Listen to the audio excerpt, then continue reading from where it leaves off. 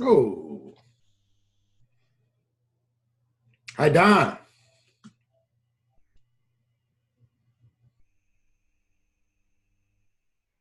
Interesting. I didn't put anything formal together, Yeah. but the first picture with the guy with the hook nose that you Hmm. gave me with the big fat belly, Yeah. pregnancy was like a miracle thing for them in the early days. And the pregnant woman was the generation producer, right? Right. And so that big belly was important to them in their art. And then it was a rite of passage. They would wear them on their head to Uh-huh. do whatever ceremonies that they had. But it was interesting to me that on the back, if you went through all three pictures, on the back of the wings of the bird, it had different designs on it, which I know what they signified, but I'm sure they signified something important to them. So it was like art with a purpose.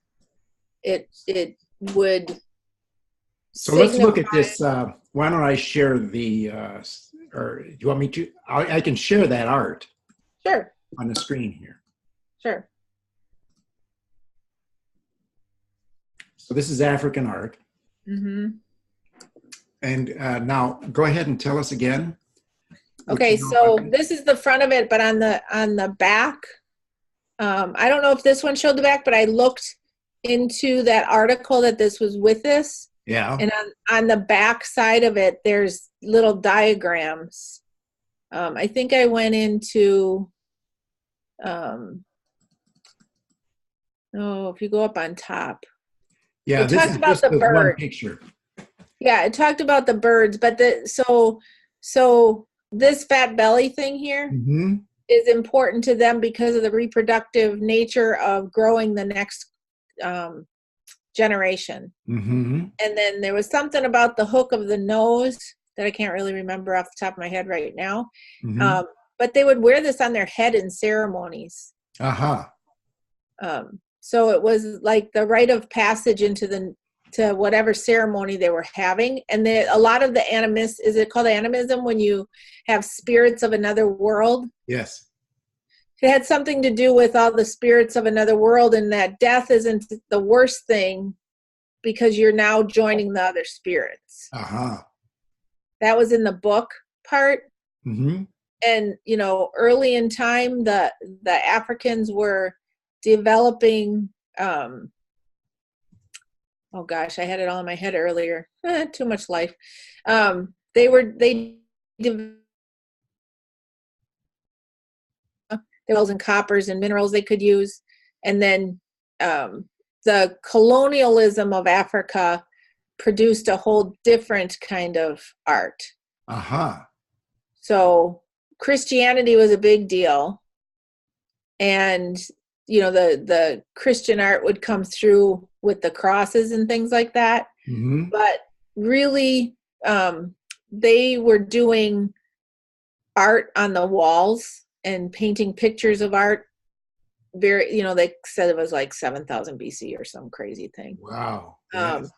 but they were there were areas that were very developed, and that art was part of the way they communicated. Hmm. Hmm. So art images of would evoke the fertility. Yes. Hmm. Or And they then, acknowledged the fertility. I don't know if they evoked it, but it now acknowledged the fertility. That was important uh-huh. for their culture. And that bird is that particular bird is the biggest bird or something considered. So this is what is this? Uh, It starts with an S, I think. I forgot already. Let me look. I don't think I can remember that quick. It had a certain name, and there was even in this um, PDF that you sent, uh-huh. there was a thing in there that has a blue. There was like here down here the Sanufu bird. Hmm. That's what that's part of. Uh-huh. that Sanufu bird, but I don't think it was here. I think it was up a little higher. You can click on it and it actually gave an audio recording of what the bird represented. But here, it says it right here, that the long beak resembled that of a yellow casque hornbill, which was specified found in the Sanufu area. Mm-hmm. Considered the master among birds and symbol of intellectual power. Mm-hmm. The capped head is equated with red caps worn by the Poro elders, who, like the bird, embody wisdom and authority. So everything was symbolism, right? Mm-hmm. And they used these art sculptures as a form of symbolizing power or knowledge or wisdom. And do you then get that out of this? How do you get that? How do you think that portrays? I don't know how they wore it on their head. Yeah. I'm trying to look at this thing down on the bottom here and go, how in the world did they wear that on their head? Yeah. I don't know. I think it's interesting looking. I don't know what the big long nose wrapped around the belly is supposed to be, you know. Yeah. Well, actually, that's the birds in nature. That bird has that particular long beak. Oh, it does. Yeah. Okay. But they've elongated it and exaggerated it because they're making a point that this bird symbolizes wisdom. And it kind of has that feel, doesn't it? Mm-hmm. It has an authoritative feel, I think. Mm-hmm. And it covers a wide, that the square. Yeah. That open square is kind of like it encompasses a lot. Mm-hmm. Mm-hmm. And these rites of initiation are not practiced that often anymore, are they? Mm-mm. In Rwanda? Oh, I don't think so. Not at all, maybe. I don't think so, but I don't really know because there's so much about what I have learned over the last week about Rwanda has been enormous. Yeah. Enormous. And those kids are all PhD intelligent intellectuals. Yes. I know that there's a problem with witchcraft there. Yes. And that nobody talks about it ever when we're there. Uh-huh. But I know it's a big problem. Yeah. I would love I've always thought it would be good to go into the rural areas of Africa and do some kind of consumer survey data collection from those people as to why they go to a witch doctor, or what it is that they prefer about witch doctors opposed to Western medicine, just to find out, why is it that they in fact, what do they get out of the witch doctor that they don't get out of Western medicine? And to me, I think that would be helpful for people that are training in ministry to know how they can compete with the Is it more accessible, do you think? It's what? Do you think it's more accessible? Well, yes. I mean, Western medicine, it actually does worse. It actually does more damage because, like you've got to take a pill, you got to keep taking it. Right. And if you got to walk 100 miles to get the pill, you're not going to do that. And so right. You started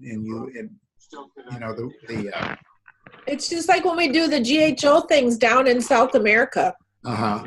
We go in with a huge amount of medication. Yeah. We get somebody with asthma. We get them breathing treatments, nebulizers, hand them an inhaler and be like, good luck. Yeah. It's not like the asthma is going to go away. Yeah. Right. As to your question about how they wore this stuff,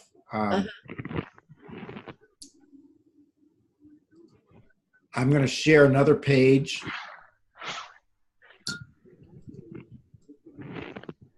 Oh, look at that. This is a picture my grandfather took in Kenya of young boys who are in the rites of passage. That's awesome. Which included male circumcision. And I read that. Yeah, for some reason he was permitted to go on this, and they don't even hold these kind of ceremonies anymore. This was the beginning of the 20th century. But these young men were required to wear these masks during that entire week. Mm. I guess it was more than a week. It was like several weeks. Can you imagine how hot and nasty it was? Yeah. Yeah. But that's incredible. That's the purpose of, that's the way they would use these animist beliefs.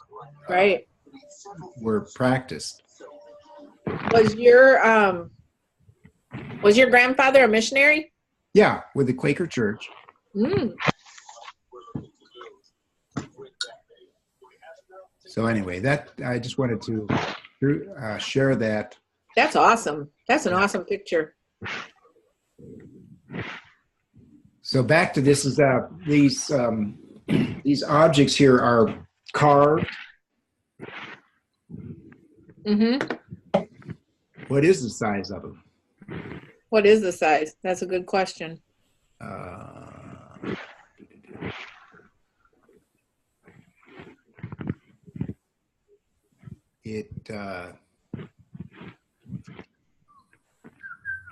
don't see the size in here. I don't think I saw any place where it said the size either. Oh yeah, here it is, bird. Oh, here you go. 47. Wow, that's 4 feet big. It's 4 feet. And they put that on their heads? I don't. By 18 by 15. That seems. That's large. Yep. We might have to go to the Metropolitan Museum of Art in New York, Bruce. Yeah, right. So now these are from the Ivory Coast. Mm-hmm. That's incredible. Yeah. Okay, so today was the day that I had fun with the art class. I'm just telling you. All right.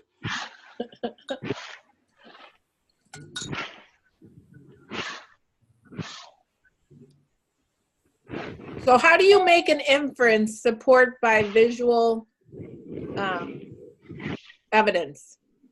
It says a student will be able to make an inference supported by the visual evidence. Yeah. What's the inferences? Well, they asked these questions there. What are some way the artist visually conveys the sculpture's protective role? Where do you see that? Oh, am I sharing it? This is should be on your screen. It says bird sculptures like this are designed to protect the young. Yes. What are some of the ways the artist visually conveys the sculpture's protective role? I don't know. I really don't know. Well, you mentioned the big tummy and the way the wings are flared out. Okay.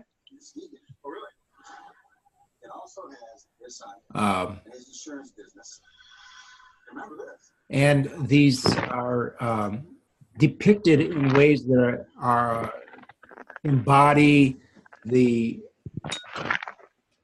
tribal leaders who act like fathers toward these young boys, members of the tribe as they become adults. Okay. So this image enhances the status of a leader. Okay. By resembling, perhaps he wears clothing and objects that would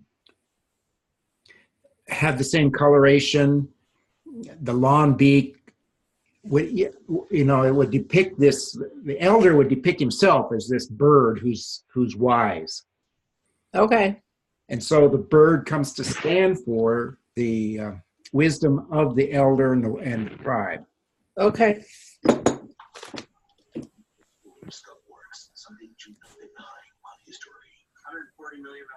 And I think there's that social role of art that is important for appreciating art in the first place, because you go into these chapels and medieval chapels from France or wherever it is, and all of the artwork in there is meant as an educational tool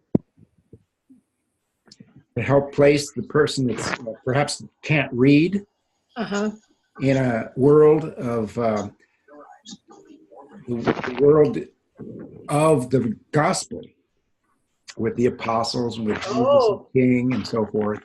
So all the statues and stuff in the churches? Yes. Wow. And it does this thing. It does something similar. I'd have to think back to Italy when we were in those churches. There was a lot of beautiful sculptures. Mm-hmm. I thought it was weird that they had body parts in the middle of them, but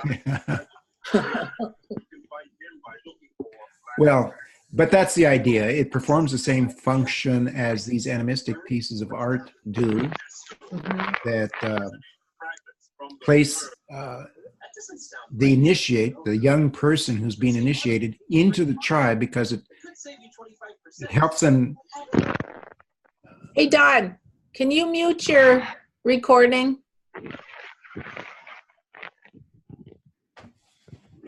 Yeah, I didn't know you guys could hear. I was having problems with this. Oh, Bruce, can you mute him? There you go. Yeah, I get it. That just because the TV was giving feedback. Yeah. Yeah. So anyway, that's African art. Mm-hmm. Thank you very much. It's good. It is. It is. What do you do with the artifacts that you bring back from Rwanda? Usually we just have the baskets and then we sell them. But it brought me to a reminder today when I was a very young kid. My grandmother, and I actually wrote Bill and asked him where it is. My grandmother had 2 African statues in her house. She didn't have much, but she had 2 African statues, and they were just the bust up, and it was 2 heads, 2 females.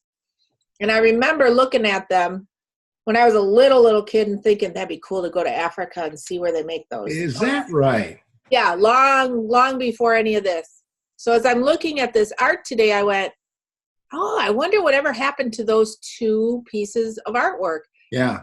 Quite honestly, they're probably worth something at this point. Sure. But I just wondered if anybody had it. Well, Bill didn't have it, and my oldest sister didn't have them. So I think they got thrown away when she moved. Oh, boy. Because she died in 2000. So she's been dead for a long time. Yeah. And she lived in assisted living since 93. So where did she get it? She got it from her sister, who actually went to Africa. Okay. And I'm going to think she went to the Ivory Coast because she was very rich. She was a very rich woman. Yeah. I don't know why she was rich. She must have married rich. Yeah. Aunt Agnes is all I remember. We never got to see her. She left my mother a 2-carat diamond when she died. So I know she had tons of money. Yeah. But my mother always wore the ring with the diamond on the inside of her hand because she didn't want to show it off. Yeah. That's what I remember. I do remember those 2 statues, and I thought, wouldn't it be cool if we could find those right now? Yeah. But nobody knows where they are, so. But in looking at this artwork today and looking through that book, I was like, dang, wonder whatever happened to that. Yeah. Well, and you got to give it to the fact that this, those artifacts helped you, or perhaps, I don't know, they did for me. I mean, when I would go to my grandfather's museum and see those African artifacts, it gave me that same impression. Wouldn't it be neat to go to Africa, you know, that far off land? It's just so different. Never thinking that it would happen. Yeah. And I don't even think I thought about it in the very beginning. I think I might have remembered that after a few times of going. Yeah. That all of a sudden it was like a spiritual marker almost. Yeah. Like, because I can remember where I was laying on the floor, looking at them, just staring at them like they mesmerized me. And remember thinking that. And I was probably 6 or 7 years old, little. Yeah.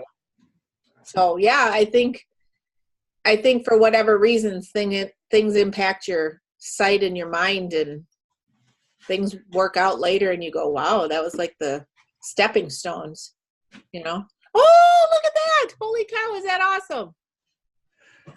That is awesome. Are those rhinos? Yep. Oh my gosh. Not Yeah. like anybody would want you to have that anymore, but I know. My That- dad wanted me to sell it. really? You don't want to sell it, do you? Well, I don't know. The Chinese view that as aphrodisiac. That you could, Well, if they want to give you a few million, I guess you could part with it. yeah, I've got a price on my. I would sell it for some given price, but yeah. That's really interesting. Now, they didn't kill the animals for that, did they? Oh yeah. Oh yeah.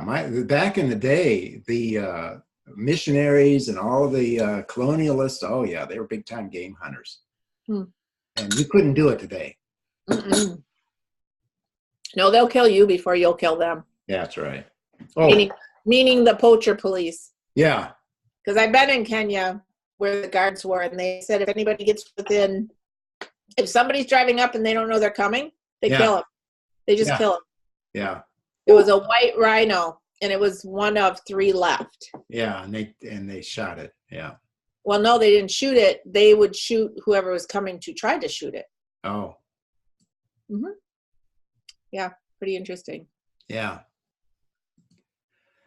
Well, why don't we take a little break and let's get started on the second half of this, and we'll take a little break. Okay. And come back. In fact, no, let's take a little break, and in the meantime, I'll have you go to the Ecclesia website. Okay. And download the outline. There's a Microsoft Word document. You know how to... For the art class? Yes, it's just the last one, and you'll have it, and I'll work through it very quickly, painlessly, hopefully. All right. Well, I'm not sure I know how to get it, but I will try. Okay, you just go to the Ecclesia Ministry College.org. Yeah. Is that right? Yeah. And the password is Sima to me! Exclamation point. Sima to me? Yeah, just go ahead and try it right now, and that will end our first session. All right.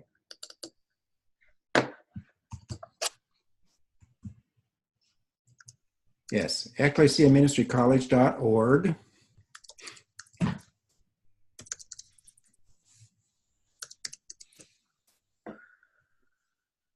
Okay, and then go to class materials. Class materials. Okay.